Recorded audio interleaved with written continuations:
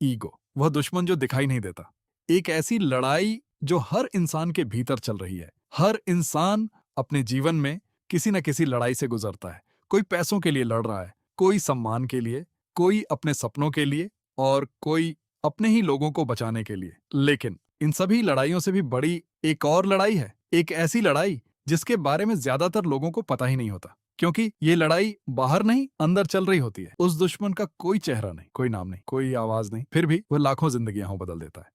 और आज मैं आपको उसी दुश्मन से मिलवाने जा रहा हूं। उसका नाम है ईगो।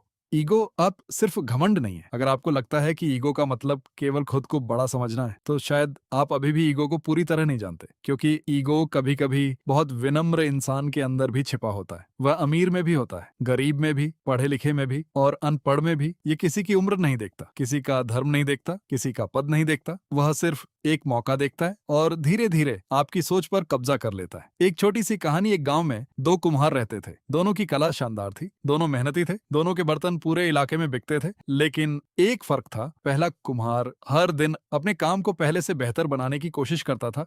अगर कोई उसकी गलती बताता तो वह मुस्कुराकर कहता, धन्यवाद, आज मैंने कुछ नया सीखा। दूसरा कुम्हार अपनी तारीफ सुनना पसंद करता था, लेकिन जैसे ही कोई छोटी सी कमी बताता वह नाराज हो जाता। उसका एक ही जवाब होता, तुम मुझे सिखाओगे?